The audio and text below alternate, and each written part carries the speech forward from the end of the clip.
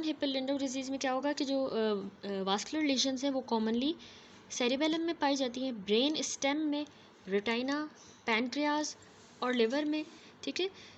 तो उसमें जो है ना उसका ये जो कैवर्नस हेमेंजोमास है ये उसका भी एक कंपोनेंट कॉन्स्टिट्यूट करते हैं, ठीक है। कुछ केसेस में सेरिब्रल जो कैवर्नस हेमेंजोमास है ये फैमिलियल होते हैं, जो कि होते हैं जब म्यूटेशन आ जाती है in one of the 3 tumour suppressor jeans, जिनको हम कहते हैं CCM1, CCM2 या CCM3। तो इनमें से किसी भी एक में अगर म्यूटेशन आ जाए तो उस वजह से भी ये होते हैं सेरिब्रल कैवर्नस हेमेंजोमास, ठीक है। अब आ जाते हैं नेक्स्ट टॉपिक पे, जो कि है लिम्फेंजियोमास। तो ये भी जो है ये बिनाइन ही है, लेकिन ये लिम्फेटिक काउंटर पार्ट है हेमेंजोमास के। तो उसमें सबसे पहला आ जाता है सिंपल कैपिलरी हेमेंजोमास। तो सिंपल कैपिलरी जो लिम्फेंजोमास है ये स्लाइटली एलिवेटेड या कभी कभार जो है पेडंक्यूलेटेड लेजन्स होती हैं, जो कि तकरीबन 1 से 2 सेंटीमीटर डायमीटर की होंगी, और ये प्रीडोमिनेंटली जो है कहाँ पे होंगी, हेड में, नेक में, और एक्सिलरी जो सबक्यूटेनियस टिश्यू है यहाँ पे हो सकता है, ठीक है। अब हिस्टोलॉजिकली ये जो लिम्फेंजोमास हैं ये network of endothelium lined spaces के बने होते हैं, जो कि डिस्टिंग्विश होता है कैपिलरी चैनल्स से। इस तरह कि इसमें बस ब्लड सेल्स नहीं है, ठीक है, बाकी उसी तरह है। अब कैवर्नस लिम्फेंजोमास पे आ जाए। ये जो कैवर्नस लिम्फेंजोमास होते हैं इनको हम सिस्टिक हाइग्रोमास भी कहते हैं, ठीक है। ये टिपिकली नेक के एरिया में और एक्जिला में जो है बच्चों में पाया जाता है, और मोर रेयरली ये रेट्रोपेरिटोनियम में भी हो सकते हैं। तो कैवर्नस जो ये लिम्फेंजोमास है ये तकरीबन बड़े बड़े होते हैं, तकरीबन 15 सेंटीमीटर के, और ये एक्जिला को फिल करेंगे और ग्रॉस डिफॉर्मिटी करवा देते हैं इस तरह नेक के अंदर, जिस तरह ये पिक्चर शो कर रही है। तो ये इस तरह की लेजन जो है मैसिवली डायलेटेड लिम्फेटिक स्पेसेस की बनी होती हैं, जो कि एंडोथेलियल सेल्स के साथ ही लाइन हुई हुई हैं और सेपरेट हुई हुई हैं इंटरवीनिंग कनेक्टिव टिश्यू स्ट्रोमा के साथ, जिनमें लिम्फोइड एग्रीगेट्स देखे पाए जाते हैं, ठीक हो गया इस तरह से। तो ट्यूमर के जो मार्जिन्स होंगे वो इनडिस्टिंक्ट होंगे और याद रखिएगा अनइनकैप्सुलेटेड होगा, ठीक है। तो ये डेफिनेटिव जो रिसेक्शन हम करते हैं उसको मुश्किल कर देता है, क्योंकि कैप्सूल है नहीं इसका, इस वजह से। तो ऑफ नोट कैवर्नस लिम्फेंजोमास जो है ये नेक में जो है, नेक में इनका होना ये टर्नर सिंड्रोम में बहुत ही कॉमन है, ठीक हो गया। अब आ जाए अगले टॉपिक पे, जो कि है ग्लोमस ट्यूमर्स यानी ग्लोमेंजियोमास। अच्छा, ग्लोमस ट्यूमर जो है ये बिनाइन एक्सक्विसिटली पेनफुल ट्यूमर्स होते हैं, जो कि स्पेशलाइज्ड स्मूथ मसल सेल्स जो होते हैं ना हमारी ग्लोमस बॉडीज़ के, उनमें से आते हैं, या फिर आर्टीरियो वीनस स्ट्रक्चर्स जो है वो इन्वॉल्व होते हैं थर्मो रेगुलेशंस में। यानी ग्लोमस बॉडीज़ जो कि हमारी असल में आर्टीरियो वीनस स्ट्रक्चर्स होती हैं, जो कि थर्मो रेगुलेशन में इन्वॉल्व होती हैं, तो उनमें से जो है उन ग्लोमस बॉडीज़ के जो स्मूथ मसल सेल्स हैं उनमें से ये ग्लोमस ट्यूमर अराइज करता है, ठीक हो गया। अब डिस्टिंक्शन जो है फ्रॉम द कैवर्नस हेमेंजोमास वो बेस्ड है ऑन द क्लिनिकल फीचर्स और इम्यूनोहिस्टोकेमिकल स्टेनिंग के ऊपर for the smooth muscle markers. तो ये जो है मोस्ट कॉमनली पाए जाते हैं हमारा जो डिस्टल पोर्शन होता है ना डिजिट्स का, उंगलियों का, उनके डिस्टल पोर्शन पे, स्पेशली फिंगर नेल्स के नीचे ये ग्लोमस ट्यूमर्स होते हैं। इसकी जो एक्सीजन है वो हम करेंगे तो यही क्यूरेटिव है। इन फिगर्स में जो है बायोप्सी वगैरह से पता चला होगा कि ये इसमें जो है ग्लोमस ट्यूमर, इस तरह ये फिगर जो है इसमें ज़्यादा प्रोमिनेंट है, इसकी ग्रॉस अपीयरेंस ग्लोमस ट्यूमर की। अगला टॉपिक है बेसिलरी एंजियोमेटोसिस। ये अब जो है बेसिलरी एंजियोमेटोसिस एक वास्कुलर प्रोलिफरेशन है इम्यूनो कॉम्प्रोमाइज्ड होस्ट के अंदर, जैसे कि एड्स के पेशेंट्स में, जो कि opportunistic gram negative bacilli of the Bartonella family की वजह से होता है, ये वास्कुलर प्रोलिफरेशन हो जाना, ठीक है। अब लेजन्स जो है ये स्किन को भी इन्वॉल्व कर सकती हैं, बोन को, ब्रेन को और बाकी ऑर्गन्स को। अब 2 स्पीशीज़ इसमें इम्प्लिकेट हुई हैं, एक है बार्टोनेला हेंसले, जिसकी जो प्रिंसिपल रेजरवॉयर होती है वो डोमेस्टिक कैट जो बिल्लियाँ होती हैं उनमें ये पाया जाता है। तो ये ऑर्गेनिज्म ना कैट स्क्रैच डिजीज़ करवाता है, जो हम पढ़ चुके हैं, जो कि एक नेक्रोटाइजिंग ग्रेन्युलोमेटस इन्फ्लामेशन होती है हमारे लिम्फ नोड्स की, ठीक है, लिम्फ नोड्स की। तो उसकी वजह से हो सकता है इम्यूनो कॉम्पिटेंट होस्ट के अंदर ये होगा, नॉर्मल जो हम जैसे लोग हैं। दूसरा ऑर्गेनिज्म है बार्टोनेला क्विंटेना, ठीक है। वो जो है ट्रांसमिट होता है ह्यूमन बॉडी में लाइस की मदद से, लाइस जो होती हैं जुएँ वगैरह। तो ये जो माइक्रोब है ये ट्रेंच फीवर कॉज करवाता है, वर्ल्ड वॉर 1 में उसका जो है कॉज बना था। ठीक है, ट्रेंच फीवर जो कि इन्हीं लाइस की वजह से हुआ था, जिसमें बार्टोनेला क्विंटेना ऑर्गेनिज्म पाया जाता था। अब ये बेसिलरी एंजियोमेटोसिस जो है, इसकी जो स्किन लेशंस हैं ये फॉर्म लेती हैं रेड पेप्यूल्स की और नोड्यूल्स की, ठीक है, और या फिर ये राउंडेड सबकुटेनियस मासेस की तरह के होंगे। तो हिस्टोलॉजिकली ये जो है असल में क्या होती है, प्रोलिफरेशंस होती हैं कैपिलरीज की, जो कि प्रोमिनेंट एपिथेलॉइड एंडोथेलियल सेल्स के साथ लाइंड हुई होंगी, जो कि एग्जिबिट करता है न्यूक्लियर ए टाइप या और माइटोसिस। मतलब वो एपिथेलॉइड एंडोथेलियल सेल्स में न्यूक्लियर ए टाइप और माइटोसिस होगी। ये फिगर देखिए, इसमें जो है बेसिलरी एंजियोमेटोसिस दिखाया गया है, ये ए फिगर है, इसमें ये कैरेक्टरिस्टिक इसकी कुटेनियस लेशन दिखाई गई है। जबकि अगर हम ये बी फिगर देखें तो इसमें जो है हिस्टोलॉजिक फीचर्स दिखाए गए हैं, जो कि एक्यूट इन्फ्लामेशन नज़र आ रही है हमें और कैपिलरी प्रोलिफरेशन हो रही है। ये वाला जो इंसेट है इसमें मॉडिफाइड सिल्वर यानी वार्थिन स्टेरी जो स्टेन होता है उसकी मदद से क्लस्टर्स हमें नज़र आ रहे हैं टेंगल्ड बेसिलाई के, ठीक है। तो ये BCQ वगैरह आ सकता है स्टेन से रिलेटेड। इसके अलावा जो फीचर्स होंगे उसमें आ जाता है कि इनफिल्ट्रेटिंग न्यूट्रोफिल्स भी हमें हिस्टोलॉजिकली मिल सकते हैं, न्यूक्लियर डेब्रिस और purplish granular collections causative bacteria की, ठीक है। अब बैक्टीरिया जो है ना वो इंड्यूस करवाता है होस्ट टिश्यू को कि वो प्रोड्यूस करे hypoxia inducible factor 1 alpha, HIF alpha host produce करेगा, जो कि ड्राइव करवाएगा वास्कुलर एंडोथेलियल ग्रोथ फैक्टर की प्रोडक्शन और वास्कुलर प्रोलिफरेशन हो जाएगी। अब जो इन्फेक्शन है और लेजन्स हैं ये एंटीबायोटिक के ट्रीटमेंट से क्योर हो जाती हैं, ठीक है। ये बेसिलरी एंजियोमेटोसिस। अब चलते हैं हमारे नेक्स्ट कैटेगरी ऑफ ट्यूमर्स पे, जो कि हैं intermediate grade border line tumours. इसमें सबसे पहला हमने कहा था कैपोसी सार्कोमा आ जाता है। ये असल में एक वास्कुलर ही न्यूप्लाज्म है जो कि कैपोसी सार्कोमा हर्पिस वायरस KSHV की वजह से होता है, जिसको हम क्या कहते हैं, ह्यूमन हर्पिस वायरस 8 HHV8 भी कहते हैं।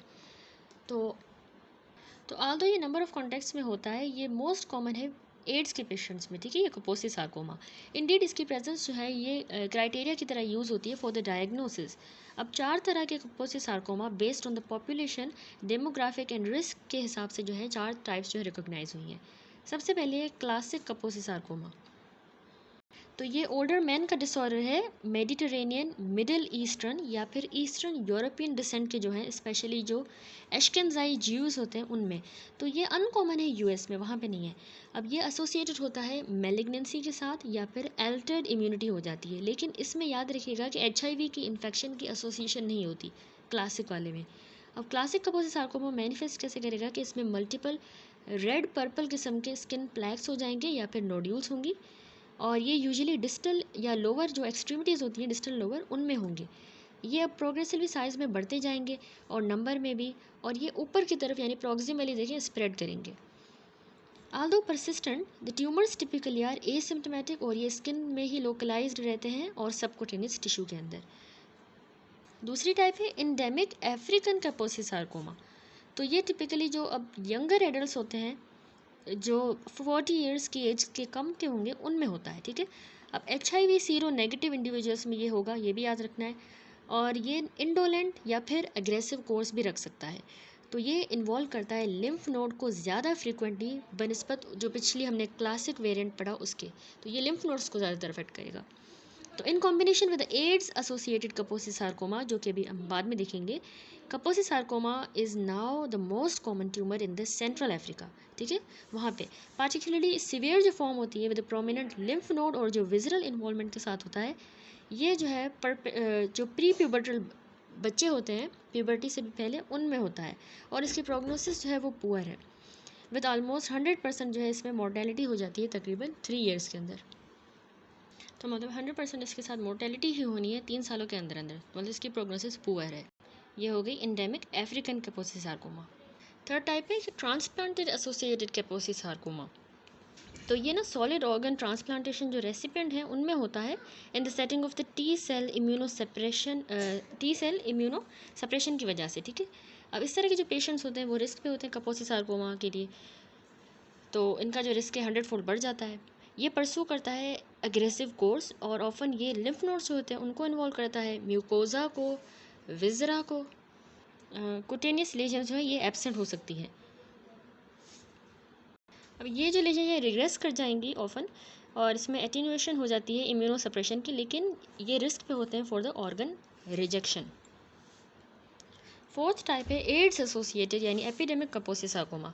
तो ये एड्स जो है वो ये मतलब एड्स डिफाइनिंग इलनेस है, पूरी दुनिया में होता है और ये रिप्रेजेंट करता है most common HIV related malignancy. Aldous incidence इस कपोसी सार्कोमा का जो है ये फॉलन हो गया है मोर देन 80% जैसे ही जो है एडवेंट आ गया है एंटी रेट्रोवायरल थेरेपी का, तो ये स्टिल जो है ना HIV इन्फेक्टेड इंडिविजुअल्स में होता है 1000 फोल्ड हायर इसका इंसिडेंस है बनस्पत जनरल पॉपुलेशन के उन एड्स वाले पेशेंट में। तो ये अफेक्ट करता है 2% to 3% of the HIV infected US population. AIDS associated ये कपोसी सार्कोमा जो है ये ऑफन इन्वॉल्व करता है लिम्फ नोड्स को, याद रखना है आपने, और ये डाइसेमिनेट कर जाता है वाइडली विजरा के अंदर अर्ली इन इट्स कोर्स, जल्दी ही विजरा की तरफ चला जाएगा। अब मोस्ट पेशेंट जो है वो अपॉर्चुनिस्टिक इन्फेक्शंस की वजह से मर जाते हैं बनस्पत कपोसी सार्कोमा के। अब आ जाए कपोसी सार्कोमा के पैथोजेनेसिस पे। तो वर्चुअली जो सारी कपोसी सार्कोमा की जो लेशंस होती हैं ये इन्फेक्टेड होती हैं कपोसी सार्कोमा वायरस यानी HHV जो 8 वायरस भी हम कह रहे थे उसकी वजह से, के या फिर KSHV वायरस भी कह सकते हैं। तो एब्स्टन बार वायरस की तरह ये जो कपोसी सार्कोमा हर्पीस वायरस है ये एक गामा हर्पीस वायरस है, ठीक है, गामा। तो ये ट्रांसमिट होता है दोनों सेक्सुअल कॉन्टैक्ट के थ्रू भी और ये पोटेंशियली ओरल सिक्रीशंस के थ्रू भी और कुटेनियस एक्सपोजर भी। ऑफ नोट प्रिवेलेंस है इंडेमिक अफ्रीकन कपोसी सार्कोमा की inversely related to wearing of the shoes, ठीक है, अफ्रीकन वाला जूते पहनने की वजह से होता है, मतलब कुटेनियस एक्सपोजर से वो वाला होता है। इसके अलावा कह रहा है कि कपोसी सार्कोमा जो है हर्पीस वायरस जो है ये, और इसके अलावा एल्टर्ड हमारी T सेल इम्यूनिटी प्रोबेबली चाहिए होते हैं कपोसी सार्कोमा की डेवलपमेंट के लिए ओल्डर एडल्ट्स में, ठीक है, ये दोनों चीज़ें, एक तो इम्यूनिटी कम हो जाए, दूसरा ये वायरस आ जाए। डिमिनिश जो T सेल की इम्यूनिटी है ये एजिंग से रिलेटेड भी हो सकती है। तो ये भी प्रोबेबल है कि मतलब एक्वायर्ड जो सोमेटिक म्यूटेशंस होती हैं सेल्स ऑफ ओरिजिन में ये कंट्रीब्यूट करती हैं ट्यूमर की डेवलपमेंट में और प्रोग्रेशन में। कपोसी सार्कोमा हर्पीस वायरस जो है ना ये लाइटिक और लेटेंट इन्फेक्शन कॉज करवाता है एंडोथेलियल सेल्स के अंदर, ठीक है। दोनों जो है ये प्रोबेबली इंपॉर्टेंट है कपोसी सार्कोमा की पैथोजेनेसिस में। वायरली इनकोडेड जो G प्रोटीन है ये इंड्यूस करवाएगा वास्कुलर एंडोथेलियल ग्रोथ फैक्टर की प्रोडक्शन और स्टिमुलेट कराएगा हमारे एंडोथेलियल ग्रोथ को, और साइटोकाइंस को भी प्रोड्यूस कराएगा by the inflammatory cells recruited to the sites of the lytic infection, also create a local proliferative milieu बना देगा, ठीक है, लाइटिक की बात हो रही है तो प्रोलिफरेटिव मिल्यू बन जाएगा। तो जो लेटेंटली इन्फेक्टेड सेल्स होंगे उनमें जो कपोसी सार्कोमा हर्पीस वायरस है जो इनकोडेड प्रोटीन्स हैं ये डिस्टर्ब कर देंगे हमारे नॉर्मल सेल्यूलर प्रोलिफरेशन को, और ये कंट्रोल मतलब नॉर्मल सेल्यूलर प्रोलिफरेशन कंट्रोल्स को जो है डिस्टर्ब कर देंगी। For example through the synthesis of the viral homologue of the cyclin D की सिंथेसिस करके उसको इनहिबिट कर देंगी, और मतलब प्रिवेंट कर देंगे अपोप्टोसिस को by inhibiting the P53 inhibit हो जाएगा तो अपोप्टोसिस नहीं होगी। थस लोकल इन्फ्लामेटरी इन्वायरमेंट जो है वो फेवर करेगा सेल्यूलर प्रोलिफरेशन को, और लेटेंटली जो इन्फेक्टेड सेल्स हैं उनकी ग्रोथ जो है ये एडवांटेज रखती है। अर्ली स्टेज में क्या होता है कि सिर्फ फ्यू सेल्स जो होते हैं ना वो इन्फेक्ट होते हैं, ठीक है, लेकिन मतलब फ्यू सेल्स इस कपोसी सार्कोमा हर्पीस वायरस से इन्फेक्ट होंगे, लेकिन जैसे ही टाइम पास होगा तो वर्चुअली सारे जो प्रोलिफरेटिंग सेल्स होंगे उनमें ये वायरस पाया जाएगा। जैसे कि एब्स्टन बार वायरस इन्फेक्शन में हुआ था, तो अर्ली जो लेशंस हैं ये पॉलीक्लोनल होती हैं, लेकिन एक्यूमुलेशन ऑफ म्यूटेशंस के साथ साथ जैसे एक्यूमुलेट कर रही हैं ट्यूमर में तो ये ट्यूमर जो है मोनोक्लोनल हो जाएगा। अब आ जाए इसकी मॉर्फोलॉजी में, तो कपोसी क्लासिक जो कपोसी सार्कोमा है और कभी कभार जो बाकी इसके वेरिएंट्स हैं उनमें जो कुटेनियस लेशंस है ना ये प्रोग्रेस करेंगी थ्रू 3 स्टेजेस। अब इसके 3 स्टेजेस होते हैं, पैच, प्लैक और नोड्यूल। सबसे पहले पैच की बात करें तो पैच क्या होंगे, पिंक, रेड या फिर पर्पल मैक्यूल्स होंगे जो कि टिपिकली हमारी जो डिस्टल लोअर एक्सट्रीमिटीज़ हैं वहाँ पे कन्फाइंड होंगे। माइक्रोस्कोपिक जो इसकी एग्जामिनेशन है वो हमें क्या रिवील करेगी, डायलेटेड, इर्रेगुलर और एंगुलेटेड किस्म की ब्लड वेसल्स होंगी जो कि एंडोथेलियल सेल्स के साथ लाइन हुई होंगी, और infiltrate of the chronic inflammatory sales के अंदर जो है ये कैपिलरीज इंटरस्पर्स्ड होंगी। कभी कभार जो है उसमें हीमोसिड्रिन भी होगा। अब इस तरह की लीजन जो है मुश्किल होती हैं कि हम इनको ग्रेनुलेशन टिश्यू से डिस्टिंग्विश करें। जैसे ही टाइम पास होगा तो लेशन जो हैं ये अब प्रॉक्सिमली स्प्रेड करेंगी, जैसे हमने कहा था ना डिस्टली होंगी, तो ये प्रॉक्सिमली स्प्रेड करेंगे और ये बड़ी हो जाएंगी। वियोलेशियस रेज्ड प्लैक्स बन जाएंगे बड़े बड़े से, बिल्कुल इस तरह से जो बने हुए हैं, ठीक है। ये मतलब डायलेटेड जैग्ड डर्मल वास्कुलर चैनल्स के बने हुए हैं जो कि लाइन और सराउंड हुए हुए हैं प्लम्प स्पिंडल सेल्स के साथ। बाकी जो प्रोमिनेंट फीचर्स है उसमें यह है कि एक्स्ट्रावजेटेड रेड सेल्स, हीमोसिडन लेडन मैक्रोफेजेस और बाकी जो मोनोन्यूक्लियर सेल्स हैं वो भी इसमें होंगे। अब इवेंचुअली नोडुलर मोर ओवर्टली न्यू प्लास्टिक लेशंस बन जाएंगी। अब वो किस चीज़ की बनी होंगी? प्लम्प प्रोलिफरेटिंग स्पिंडल सेल्स की, जो कि डर्मिस या फिर सबकुटेनियस टिश्यू में मोस्टली जो है वो लोकेटेड होंगे। इस तरह ये बी फिगर में शोन है। ऑफन विद इंटरस्पर्स्ड स्लिट लाइक इसमें स्पेसेस होंगी, आपको नज़र आ रही हैं। स्पिंडल सेल्स जो है उनमें दोनों एंडोथेलियल सेल के और स्मूथ मसल सेल्स के मार्कर जो है एक्सप्रेस होंगे। हेमरेज और हीमोसिडन की डिपोजिशन इसमें ज़्यादा होगी और माइटोटिक फिगर्स जो है वो भी हमें कॉमन मिलते हैं। नोडुलर जो स्टेज है ना, ये ऑफन अकम्पनी होता है नोडल और विजरल इन्वॉल्वमेंट के साथ। देखिए विजरा भी इन्वॉल्व होगा, नोड्स भी, पार्टिकुलरली जो अफ्रीकन और एड्स एसोसिएटेड वेरिएंट्स हमने पढ़े थे उनमें ऐसा होता है, नोड्स और विजरा की इन्वॉल्वमेंट। तो ये तीनों पैच, प्लैक और नोड्यूल वाले स्टेजेस हमने इसकी मॉर्फोलॉजी में देख लिए। अब आ जाए कापोसी सार्कोमा के क्लिनिकल फीचर्स पे। तो कोर्स ऑफ जो डिजीज़ है ये वाइडली वेरी करेगा according to the clinical setting. Most जो प्राइमरी कापोसी सार्कोमा है वो एसिम्टोमेटिक ही होते हैं। जो क्लासिक वाली हमने टाइप पढ़ी थी, क्लासिक कापोसी सार्कोमा, वो एटलीस्ट इनिशियली उसमें जो है हमें लार्जली ये रिस्ट्रिक्टेड होती है हमारी बॉडी के सरफेस तक, ठीक है। और सर्जिकल रिसेक्शन यूजुअली जो है इसके लिए एक्सेलेंट प्रोग्नोसिस होती है अगर हम इसको रिसेक्ट कर लेते हैं। रेडिएशन थेरेपी भी हम यूज़ कर सकते हैं मल्टीपल लेजन्स के लिए, जो मतलब रिस्ट्रिक्टेड एरिया में ही है लेकिन मल्टीपल हो गई है बिल्कुल इस तरह, तो हम रेडिएशन भी कर सकते हैं थेरेपी। और कीमोथेरेपी जो है वो भी सेटिस्फैक्ट्री रिजल्ट्स देती है डायसेमिनेटेड डिजीज़ के लिए, इंक्लूडिंग अगर नोडल इन्वॉल्वमेंट हो गई है तो कीमोथेरेपी कर लें।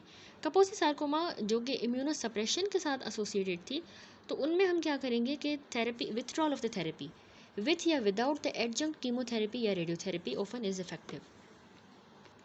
अब जो एड्स एसोसिएटेड कापोसी सार्कोमा थी, HIV एंटी रेट्रोवायरल थेरेपी उसमें जनरली बेनिफिशियल होती है विथ या without additional therapy. Interferon gamma जो है और एंजियोजेनेसिस के इनहिबिटर्स वो भी प्रोबेबली इफेक्टिव जो है वो प्रूव हुए हैं, ठीक है। इंटरफेरोन गामा और एंजियोजेनेसिस के इनहिबिटर्स। That's it. अब आ जाए अगले टॉपिक पे जो कि है हेमेंजो एंडोथेलियोमास। ये हमारे दूसरे इंटरमीडिएट कैटेगरी वाले, इंटरमीडिएट ग्रेड के बॉर्डर लाइन ट्यूमर्स हैं, हेमेंजो एंडोथेलियोमास। तो ये कंप्राइज करते हैं wide spectrum of the border line vascular हमारे न्यूप्लाज्म है, जो कि क्लिनिकल बिहेवियर जो है इनका इंटरमीडिएट होता है between those of the benign well differentiated haemangiomas से लेके और अग्रेसिवली जो मेलिग्नेंट एंजियोसार्कोमास हैं तो इनके दरमियान का इंटरमीडिएट वाला इनका बिहेवियर है। सबसे पहला है एपिथेलॉइड हेमेंजो एंडोथीलियोमा, ठीक है, ये आपको नज़र आ रहा है। तो ये असल में एक ट्यूमर है एडल्ट्स का जो कि इन एसोसिएशन होता है with medium to large size veins, ठीक है। क्लिनिकल कोर्स इसका हाईली वेरिएबल है, वाइल इसकी जो एक्सीजन है ये क्यूरेटिव होती है मेजॉरिटी ऑफ द केसेस में। तकरीबन 40% जो केसेस होते हैं ट्यूमर के वो इसमें रिकरेंस हो जाती है। 40% केसेस में अगर रिसेक्शन के बाद रिकरेंस है, 20 to 30% इवेंचुअली मेटास्टेसाइज कर जाते हैं और 15% जो पेशेंट हैं वो इस ट्यूमर की वजह से डाई कर जाते हैं। तो ये हो गया एपिथेलॉइड हेमेंजो एंडोथेलियोमा, दैट्स इट। अब आ जाए थर्ड कैटेगरी पे जो कि है मेलिग्नेंट ट्यूमर्स। मेलिग्नेंट ट्यूमर्स में सबसे पहला अभी हम देखेंगे एंजियोसार्कोमास। देखिए एंजियोसार्कोमास मेलिग्नेंट हमारे एंडोथेलियल न्यूप्लाज्म से जो कि रेंज कर सकते हैं कि ये हाईली डिफरेंशिएटेड ट्यूमर्स होंगे जो कि रिजेंबल कर रहे होंगे हेमेंजोमास टू वाइडली एनाप्लास्टिक लीजन्स तक। यानी जो हमने पीछे हेमेंजोमास पढ़े वहाँ से लेके ये highly anaplastic, widely anaplastic lesions तक हो सकते हैं। इनको हम कहते हैं एंजियोसार्कोमास। तो ओल्डर जो एडल्ट है ये आपने याद रखना है कि उनमें ये ज़्यादातर होता है। इसमें कोई जेंडर प्री डायलेक्शन नहीं है, लेजन्स जो है ना किसी भी जगह पे हो सकती हैं, लेकिन मोस्ट कॉमनली ये स्किन को, सॉफ्ट टिश्यू, ब्रेस्ट और लिवर को जो है इन्वॉल्व करती हैं। क्लिनिकली ये जो एंजियोसार्कोमास है ये एग्रेसिव ट्यूमर्स हैं जो कि लोकली इन्वेड करेंगे और मेटास्टेसाइज कर जाएंगे। तो इनका 5 साल का सर्वाइवल रेट जो है सिर्फ 30% जो है लोगों में देखा गया है। एंजियोसार्कोमास जो है ना वो लिम्फ एडिमा के साथ आ सकते हैं, classically इप्सीलेटरल upper extremity several years after radical mastectomy that is with the lymph node resection for the breast cancer। यानी किसी को अगर ब्रेस्ट कैंसर हुआ और उसकी जो है रेडिकल मेस्टेक्टोमी की गई तो उनको जो है ना ये इप्सीलेटरल जो है वो अपर एक्सट्रीमिटी में लिम्फेडिमा हो जाएगा और उसके साथ ये मतलब एंजियोसार्कोमा प्रेजेंट कर सकता है। तो इस तरह के केसेस में ट्यूमर जो है ना प्रेजेंटेबली जो है लिम्फेटिक वेसल्स में से अराइज करता है, तो हम उसको कहते हैं, हम पढ़ के आए, लिम्फेंजियोसार्कोमा कह देंगे। एंजियोसार्कोमास जो है ये इंड्यूस हो सकते हैं रेडिएशन की मदद से, उससे भी होते हैं, और रेयरली ये ना लॉन्ग टर्म यानी ईयर्स ऑफ इनड्वेलिंग जो फॉरेन बॉडीज़ होती हैं, जैसे अगर किसी को कैथेटर लगा हुआ है सालों से, तो उसकी वजह से भी ये बन सकते हैं। अब जो हेपेटिक एंजियोसार्कोमास है वो पहले देखें। इसमें क्या होता है कि ये ना सर्टेन कार्सिनोजेंस के साथ एसोसिएटेड होता है, जिसमें आर्सेनिकल पेस्टिसाइड्स भी आ जाता है, पोलीविनाइल क्लोराइड जो कि one of the best non example है ह्यूमन केमिकल कार्सिनोजेनेसिस की। मल्टीपल ईयर्स टिपिकली जो है वो ट्रांसपायर करते हैं between the exposure and subsequent tumour की डेवलपमेंट। तो ये बहुत ही खतरनाक सब्सटेंसेस हैं जो कि ये करवाते हैं हेपेटिक एंजियोसार्कोमा। अब इसकी भी मॉर्फोलॉजी देख लें तो स्किन के जो एंजियोसार्कोमास हैं ये एक छोटे से शार्पली डिमार्केटेड एसिम्टोमेटिक और रेड नोड्यूल्स की तरह बिगिन होते हैं, और जो मोस्ट जो एडवांस जब लेजन हो जाएंगे तो वो बड़ी लार्ज फ्लैशी रेड 10 से लेके ग्रे वाइट मासेस की तरह की हमें दिखेंगी। तो फिगर देखिए इसमें 10.31A फिगर में जो है इसमें दिखाया गया है एंजियोसार्कोमा। ये असल में जो है एंजियोसार्कोमा है राइट वेंट्रिकल का, ठीक है। इसके साथ तो मतलब लार्ज फ्लैशी रेड 10 से लेके ग्रे वाइट मासेस हमें एडवांस केसेस में मिलता है। उसके जो मार्जिन्स होंगे वो ब्लेंड करेंगे इम्परसेप्टिबली विद द सराउंडिंग स्ट्रक्चर्स के साथ। नेक्रोसिस और हेमरेज याद रखिएगा इसमें कॉमन है। जब हम इसकी माइक्रोस्कोपिक एग्जामिनेशन करेंगे तो जो डिफरेंशिएशन होती है वो एक्सट्रीमली वेरिएबल है, रेंज कर सकता है कि हमें प्लम्प एटिपिकल एंडोथेलियल सेल्स मिल सकते हैं जो कि वास्कुलर चैनल्स बना रहे होंगे, जिस तरह ये फिगर में दिखाई दे रहा है, या फिर हमें अनडिफरेंशिएटेड स्पिंडल सेल्स मिल सकते हैं जो कि स्पिंडल सेल की ट्यूमर्स मिल सकते हैं जो कि डिसर्नेबल ब्लड वेसल्स के साथ नहीं होंगे। तो एंडोथेलियल सेल ऑफ ओरिजिन जो है वो डेमोन्स्ट्रेट किया जा सकता है पुअरली डिफरेंशिएटेड ट्यूमर्स में by staining for the endothelial cell markers, यानी CD31 जो है और वॉन विली ब्रांड फैक्टर जो होता है उसको हम डिटेक्ट करेंगे, तो उससे हमें पता चलता है कि ये एंडोथेलियल सेल का ओरिजिन है इसमें, ठीक है। CD31 और याद रखिएगा von Willebrand factor. That's it. यहाँ पे जो है ये ट्यूमर्स वाला टॉपिक कंप्लीट हुआ। तो अभी हम समरी देख लें। वास्कुलर ट्यूमर्स हमने पढ़े कि वास्कुलर एक्टेजियाज जो है हमने कहा न्यूप्लाज्म्स तो नहीं होते, लेकिन ये डायलेशंस होती हैं एग्जिस्टिंग वेसल्स की। फिर हमने कहा वास्कुलर न्यूप्लाज्म जो है अपना ब्लड जो है ड्राइव कर सकते हैं, या तो मतलब ये वास्कुलर जो न्यूप्लाज्म है ये ड्राइव होते हैं या तो ब्लड वेसल्स से या फिर लिम्फेटिक्स से। ये एंडोथेलियल सेल्स के भी बने हो सकते हैं, यानी हेमेंजोमास, लिम्फेंजोमा, एंजियोसार्कोमा, या फिर ये किसी वास्कुलर वॉल के बने हो सकते हैं, other sales of the vascular wall, जैसे कि ग्लोमस ट्यूमर। मोस्ट जो वास्कुलर ट्यूमर्स हैं ये बिनाइन होते हैं, जैसे हेमेंजोमा। कुछ इंटरमीडिएट होते हैं, लोकली अग्रेसिव, जो भी हमने पढ़े, Kaposi sarcoma, and other highly malignant होते हैं, जैसे एंजियोसार्कोमा। बिनाइन ट्यूमर्स जो है ये ऑब्वियस वास्कुलर चैनल्स बना देते हैं जो कि नॉर्मल अपीयरिंग एंडोथेलियल सेल्स के साथ ही लाइन हुए होते हैं। मैलिग्नेंट ट्यूमर जो है ये मोर ऑफन सॉलिड होते हैं, सेलुलर, और इनमें साइटोलॉजिक ए टाइप या हमें मिलता है, और इनमें वेल डिफाइंड वेसल्स नहीं होंगी। That's it. यहाँ पे ये टॉपिक कंप्लीट हो गया। अब चलते हैं हमारे नेक्स्ट टॉपिक पे इस चैप्टर का, जो कि लास्ट टॉपिक है, which is the pathology of the vascular intervention. उससे पहले फंडामेंटल्स ऑफ पैथोलॉजी से पैथोमा से भी हम देख लेते हैं vascular tumours, haemangiomas, angiosarcoma and Kaposi sarcoma. यहाँ पे बस ये तीन ही मेंशन है। सबसे पहला है हेमेंजोमा। तो हम पढ़ के आए कि बिनाइन ट्यूमर है होता है ये ब्लड वेसल्स का। इसकी फिगर देखिए इस तरह का दिखता है। तो ये हेमेंजोमास कॉमनली बर्थ के टाइम पे प्रेजेंट करते हैं और चाइल्डहुड के दौरान ही छोटे हो जाते हैं, रिग्रेस कर जाते हैं। ये ज़्यादातर स्किन को और लिवर को इन्वॉल्व करते हैं। फिर हमने दूसरे एंजियोसार्कोमा पढ़ा कि ये मेलिग्नेंट प्रोलिफरेशन होती है एंडोथेलियल सेल्स की और बहुत ही हाईली एग्रेसिव होती है। कॉमन साइट्स भी हमने देखे कि स्किन, ब्रेस्ट और लिवर हो। लिवर का जो एंजियोसार्कोमा भी हमने देखा कि वो पोलीविनाइल क्लोराइड के साथ एक्सपोजर के साथ एसोसिएटेड है। इसके अलावा आर्सेनिक का एक्सपोजर और थोरोट्रास्ट, इसमें ये एडिशनल है थोरोट्रास्ट। देन कपोसी सार्कोमा लो ग्रेड के मेलिग्नेंट प्रोलिफरेशन होती है एंडोथेलियल सेल्स की, जो कि ह्यूमन हर्पीज वायरस 8 के साथ देखिए एसोसिएटेड है। तो ये हमें पर्पल पैचेस, प्लैक्स और नोड्यूल्स ऑन द स्किन की तरह अपीयर होगा, और ये जो है ना विजुअल ऑर्गन्स को भी इन्वॉल्व कर सकता है। क्लासिकली हमने देखा है कि ओल्डर जो ईस्टर्न यूरोपियन मेल्स हैं उनमें देखी गई है ये कपोसी सार्कोमा। तो उनमें ट्यूमर्स जो है स्किन की तरह ही लोकलाइज रहता है, और ट्रीटमेंट यही होता है कि हम उसको सर्जिकली रिमूव कर दें। एड्स वाले में ट्यूमर जो है फैल जाता है, अर्ली स्प्रेड कर जाएगा। तो एंटी रेट्रोवायरल एजेंट जो है ये ट्रीटमेंट जो है ताकि हम बूस्ट करें इम्यून सिस्टम को, तो ये हेल्पफुल है। ट्रांसप्लांट रेसिपिएंट्स वाले में ट्यूमर स्प्रेड अर्ली करेगा, तो उसमें हम इम्यूनो सप्रेशन को कम कर दें, अगर उसका ट्रीटमेंट है तो उससे ये हल हो सकता है। That's it. अब इरफान मसूद से भी देख लेते हैं vascular tumours and tumour like conditions. सबसे पहली है हेमेंजोमास। हेमेंजोमास वही वास्कुलर ट्यूमर है जो कि 7% ऑफ ऑल बिनाइन ट्यूमर्स है इन्फेंसी के एंड चाइल्डहुड के। यूजुअली हमने कहा बर्थ के टाइम पे प्रेजेंट होते हैं और ये एक्सपेंड करता जाएगा जैसे जैसे बच्चा ग्रो करता जाएगा, लेकिन मोस्ट जो होते हैं ना वो रिग्रेस कर जाएंगे, स्पॉन्टेनियसली खुद ही रिग्रेस कर जाएंगे। ये हमें ब्राइट रेड या ब्लू कलर के मिल सकते हैं और ये level with the surface of the skin हो सकते हैं या फिर ये स्लाइटली एलिवेटेड भी हो सकते हैं और इनके ऊपर जो एपिथेलियम है जो इनको कवर कर रही है वो इंटैक्ट होगी।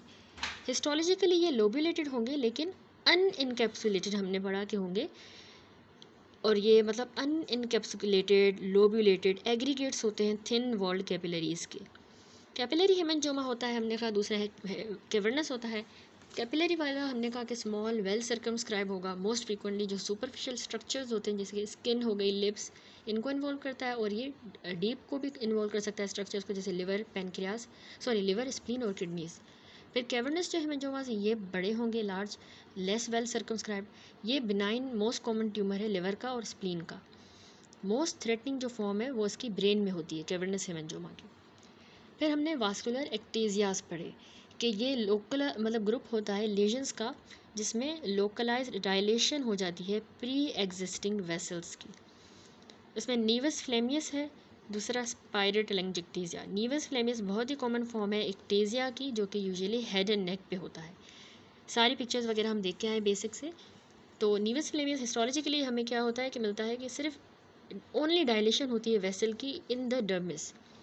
पोर्ट वाइन स्टेन जो है वो हमने कहा कि एक टाइप है नीवस फ्लेमस की जो कि लार्ज होती है और हमें टेंडेंसी नहीं शो करती टू फेड, मतलब वो रहेगा पूरी ज़िंदगी। पोर्ट वाइन स्टेन जो है वो ट्राइजेमिनल नर्व की अगर डिस्ट्रीब्यूशन में होता है जहाँ पे हमारी ट्राइजेमिनल नर्व फेस को सप्लाई कर रही है तो वो एसोसिएटेड हो सकता है एक सिंड्रोम के साथ जिसको हम कहते हैं स्टर्ज वेबर सिंड्रोम। देन स्पाइरल टेलेंजिक्टेसिया भी वास्कुलर